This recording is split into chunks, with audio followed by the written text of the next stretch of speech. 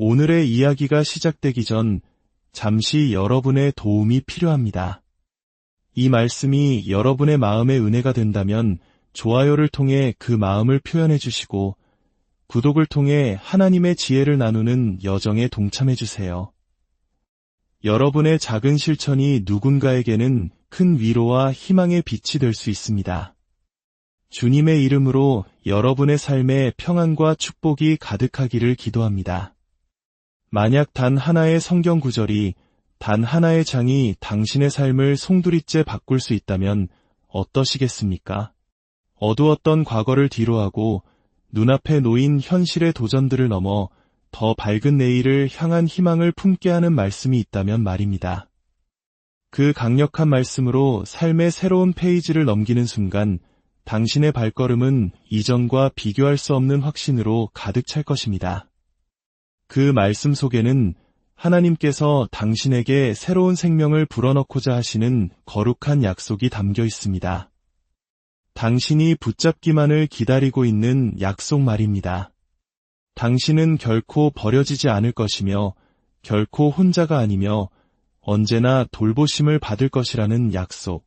당신은 하나님으로부터 선택받고 부름받은 존귀한 존재라는 약속.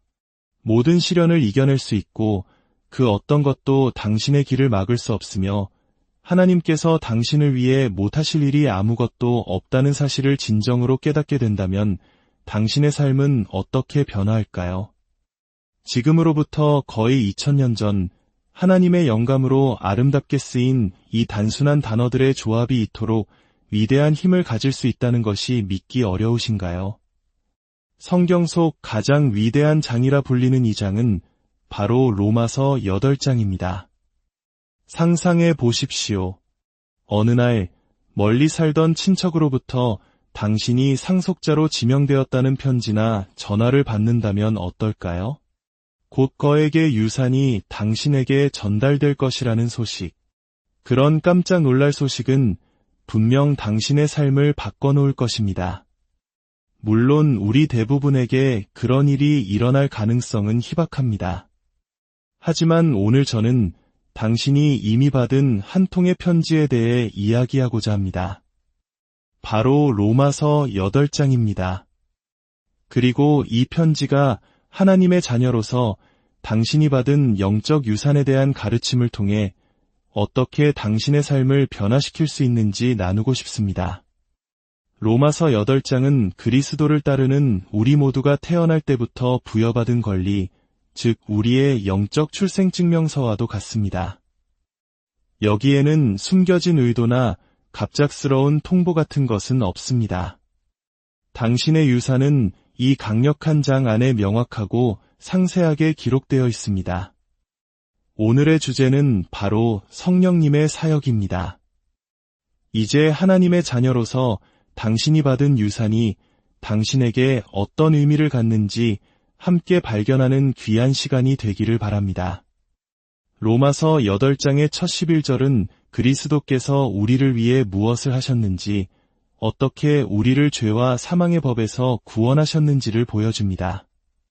그러므로 이제 그리스도 예수 안에 있는 자에게는 결코 정죄함이 없나니 라는 말씀을 기억하실 겁니다. 사도 바울이 로마서를 기록한 방식을 이해하는 것은 매우 중요합니다. 그는 일정한 패턴을 따릅니다. 먼저 우리가 알아야 할 모든 교리적, 신학적, 성경적 진리를 제시합니다. 그리고 나서 이제 여러분이 이 모든 것을 알았으니 이에 어떻게 반응하며 살아가야 합니까? 라며 우리의 삶으로 초점을 전환합니다. 바울이 로마서를 통해 우리에게 말하고자 하는 핵심은 이것입니다.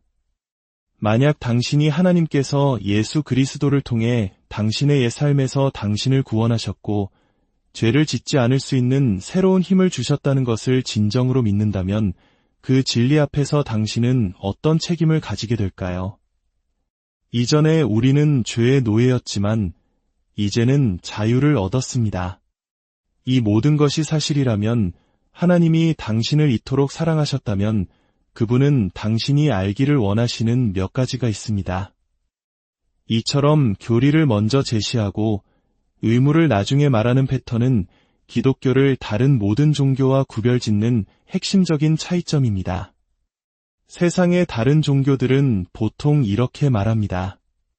당신이 신에게 받아들여지는 것은 당신의 행위에 달려있다고 말입니다.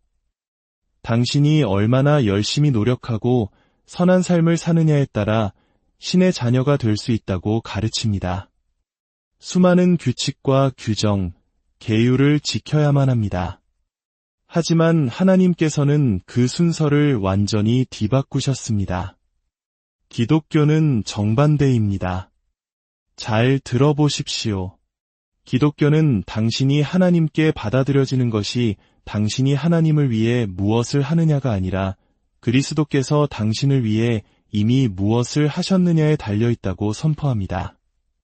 그리스도 안에서 하나님은 먼저 당신을 그분의 자녀로 삼으시고 그 후에 당신에게 순종하며 살아가라고 요청하십니다. 완전히 다른 과정입니다.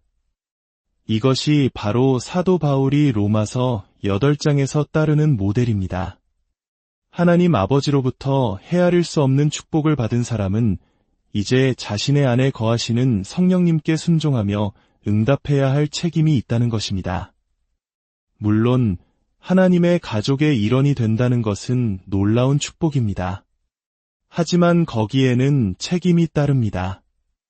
우리는 새로운 방식으로 살아야 할 의무가 있습니다. 하지만 우리 자신의 힘으로는 결코 그 삶을 살아낼 수 없습니다. 여러분의 힘으로 신앙생활을 하려고 해보신 적 있습니까? 결과는 실패뿐이었을 겁니다. 우리 모두 그런 경험이 있지 않습니까? 신앙생활은 어려운 것이 아닙니다. 그것은 성령님의 도우심 없이는 불가능한 것입니다. 그래서 하나님께서는 우리를 당신의 가족으로 부르시고 우리가 해야 할 일들을 알려주신 다음 그것을 행할 수 있도록 성령님을 우리에게 보내주셨습니다. 하나님은 우리가 순종하는 데 필요한 모든 것을 주시지만 동시에 우리가 순종하기를 원하십니다.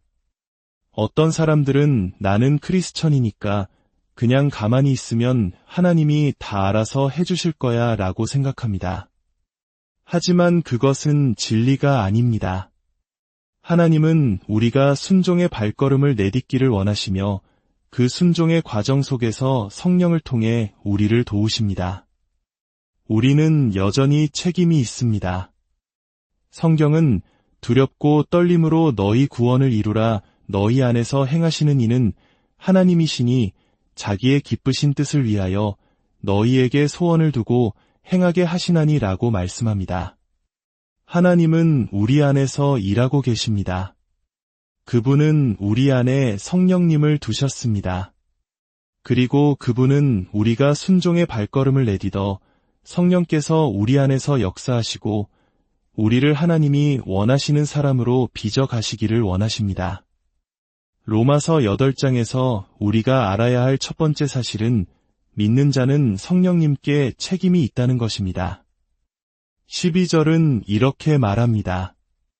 그러므로 형제들아 우리가 빚진 자로 돼 육신에게 져서 육신대로 살 것이 아니니라 우리가 크리스천이 되기 전에는 선택의 여지가 없었습니다. 우리는 모두 죄를 지어 하나님의 영광에 이르지 못했습니다.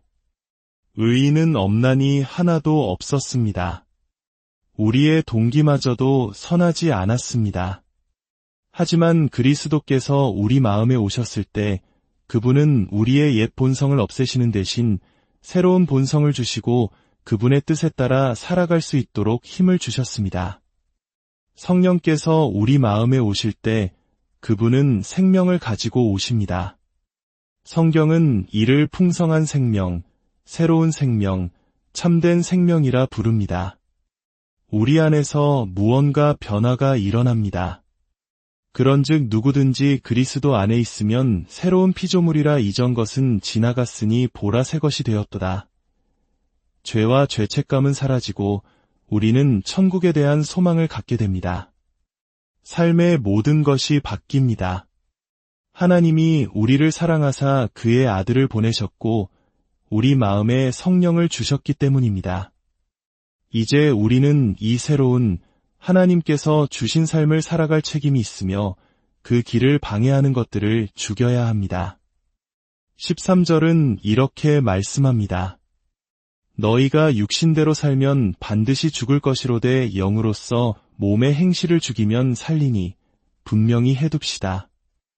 우리가 크리스천이 되어도 옛 본성은 여전히 남아 있습니다. 바울은 여기서 옛 본성 자체를 완전히 제거할 수 있다고 말하는 것이 아닙니다. 그가 말하는 것은 옛 본성이 저지르라고 유혹하는 행실들을 우리가 십자가에 못 박을 수 있다는 것입니다. 크리스천으로서 살아가다 보면 옛 삶의 모습들이 다시 우리 삶에 스며들어 자리를 잡으려고 할 때가 있습니다. 나는 크리스천인데 왜 이런 일이 일어날까? 라고 자문하게 됩니다. 바울은 그런 일이 일어날 때 우리는 그 행실들을 십자가에 못 박아야 한다고 말합니다. 그 책임을 지고 단호하게 대처해야 합니다. 하나님이 언젠가 없애주시겠지라며 기다리기만 해서는 안 됩니다. 하나님은 우리가 스스로 하려 하지 않는 일을 대신해주지 않으십니다. 그렇다면 육신의 행실을 십자가에 못 박는다는 것은 무엇을 의미할까요? 첫째, 그것은 지극히 개인적인 일입니다. 이것은 당신 스스로 해야 합니다. 당신의 삶에 있어서는 안 될 무언가가 있다는 것을 당신이 가장 잘 압니다. 하나님은 당신을 그의 가족으로 삼으셨고 그 가족의 일원으로서 당신에게 기대하시는 바가 있습니다. 지금 당신이 하고 있는 어떤 일들은 그분의 기대 목록에 없을 수 있습니다. 둘째, 그것은 고통스러운 일입니다. 때때로 우리 삶에 깊이 뿌리내린 악한 습관이나 관계를 끊어내는 것은 쉽지 않습니다. 하지만 바울은 말합니다. 아무리 고통스럽더라도 그것을 십자가에 못 박으십시오. 단호하게 처리하십시오. 셋째, 그것은 무자비한 일입니다. 우리는 우리 삶 속에서 하나님을 기쁘시게 하지 않는 것들을 마치 로마 병정들이 예수 그리스도를 십자가에 못 박았던 것처럼 무자비하게 다루어야 합니다. 그것이 바로 육신을 십자가에 못 박는다는 의미입니다. 그들은 예수님의 손과 발에 못을 박았고 그것은 영구적이었습니다. 우리 삶에 있어서는 안 될 것들은 저절로 사라지지 않습니다. 우리는 그것들과 맞서 싸워야 합니다. 십자가형이라는 이 강력한 이미지는 우리가 우리 삶에 있어서는 안 될 것들에 대해 얼마나 단호해야 하는지를 깨닫게 해줍니다. 우리가 하나님의 자녀이며 성령께서 우리 안에 거하시기 때문입니다. 우리가 그 책임을 다할 때 성령께서 우리를 도우러 오시는 것을 느끼게 될 것입니다.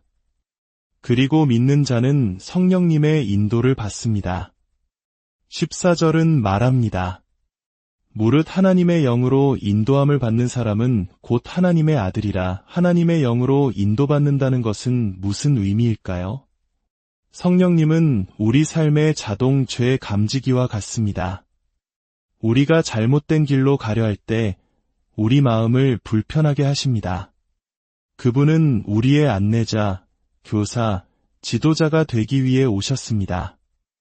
성령님은 하나님의 말씀을 가지고 그것이 우리 삶에 어떻게 적용되는지 깨닫게 하시는 일을 사랑하십니다.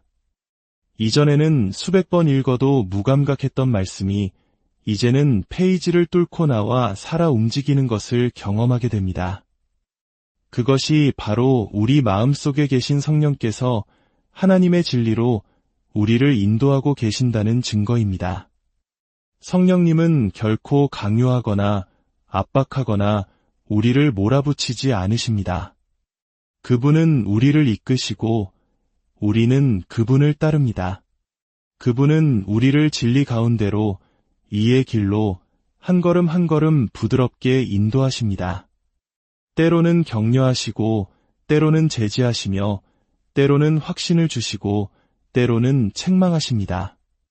그분은 온유한 인도자이십니다. 이제 당신은 하나님의 가족 안에 있고 성령님을 모시고 있으며 당신의 삶에 있어서는 안 될 것들을 처리하고 있습니다. 이때 하나님은 말씀하십니다. 15절입니다. 너희는 다시 무서워하는 종의 영을 받지 아니하고 양자의 영을 받았으므로 우리가 아빠 아버지라고 부르짖느니라. 우리는 양자됨의 과정을 통해 하나님의 가족이 되었습니다. 양자로 삼는다는 헬라어 단어는 아들로 세운다는 의미를 가집니다. 이것이 바로 하나님께서 우리를 위해 하신 일입니다. 우리는 본래 하나님의 가족이 될 권리가 없었습니다. 하지만 우리가 예수 그리스도를 구주로 영접했을 때 하나님은 우리를 흑암의 권세에서 건져내어 그의 사랑하는 아들의 나라로 옮기셨고 우리를 당신의 자녀로 입양하셨습니다. 그리고 입양되면 새로운 특권이 주어집니다. 하나님을 새로운 이름으로 부를 수 있게 되는 것입니다. 바로 아빠 아버지입니다. 이것은 성경에서 가장 다정하고 친밀한 표현 중 하나입니다. 문자 그대로 아빠 또는 아버지를 의미합니다. 예수님 시대의 아이들이 자신의 아버지를 부를 때 사용하던 평범한 가족 용어였습니다. 친밀함, 부드러움, 의존, 그리고 두려움이 전혀 없는 관계를 나타냅니다. 놀라운 사실은 구약시대의 어떤 유대인도 감히 이 친밀한 용어를 사용하여 하나님을 부를 꿈도 꾸지 못했다는 것입니다. 하지만 예수님께서는 기도하실 때 항상 이 단어를 사용하셨습니다. 이제 하나님의 영원한 가족의 일원이 된 우리도 하나님을 그저 멀리 계신 두려운 존재가 아니라 아빠 아버지라고 부를 수 있는 지극히 가까운 분으로 모시게 된 것입니다. 이 친밀한 호칭은 오직 가족 안에 있는 사람들만이 사용할 수 있는 특권입니다. 우리가 두려움과 공포에 휩싸일 때 바로 그때 우리는 아빠, 아버지라고 부르짖습니다. 우리가 가장 낮은 곳에 있을 때 그분은 우리의 부르짖음을 들으십니다. 또한 성령님은 믿는 자를 확신시켜 주십니다. 16절 말씀을 보십시오. 성령이 친히 우리의 영과 더불어 우리가 하나님의 자녀인 것을 증언하시나니. 이 구절은 종종 우리가 크리스천이라는 사실을 내면에서 신비롭게 느끼게 해주는 것이라고 오해되곤 합니다. 하지만 바울의 의도는 그보다 훨씬 깊습니다. 그는 성령께서 나의 영에게 증언하신다고 말하지 않고 나의 영과 더불어 증언하신다고 말합니다. 즉, 내가 기도하며 하나님을 나의 아버지라고 부를 때 바로 그 순간 내 안에 계신 성령님께서도 똑같이 하나님을 아버지라고 부르시며 함께 증언하고 계신다는 뜻입니다. 내가 기도할 때마다 하나님을 아버지라 부르는 두 존재, 즉 성령님과 나의 영이 있는 것입니다. 이것은 내가 하나님의 자녀라는 사실에 대한 이중적인 증거입니다. 내가 아버지라고 부를 때 성령께서 내 옆에서 맞습니다. 아버지. 이 사람은 당신의 아들입니다. 당신의 자녀입니다. 라고 함께 증언해 주시는 것입니다. 마지막으로 믿는 자는 성령님을 통해 상속을 받습니다. 17절은 말합니다. 자녀이면 또한 상속자 곧 하나님의 상속자여 그리스도와 함께 한 상속자니 우리가 그와 함께 영광을 받기 위하여 고난도 함께 받아야 할 것이니라. 우리는 하나님의 자녀입니다. 그리고 자녀이기에 우리는 상속자입니다. 아직 상속을 받지는 않았지만 그것을 고대하고 있는 사람입니다. 언젠가 우리는 영원을 상속받을 것입니다. 하지만 이 구절에서 가장 중요한 단어는 바로 그리스도와 함께 한 상속자, 즉 공동 상속자라는 말입니다. 이것이 무슨 뜻일까요? 만약 한 사람이 4명의 상속자에게 큰 농장을 남기고 죽으면 재산은 균등하게 나누어져 각자 25%씩 받게 됩니다. 그러나 만약 그가 내 아들에게 농장을 공동 상속자로 남긴다면 각 아들은 농장 전체를 소유하게 됩니다. 각자 이 집은 내 것이다. 저 헛간도 내 것이다. 저 밭들도 내 것이다 라고 말할 수 있습니다.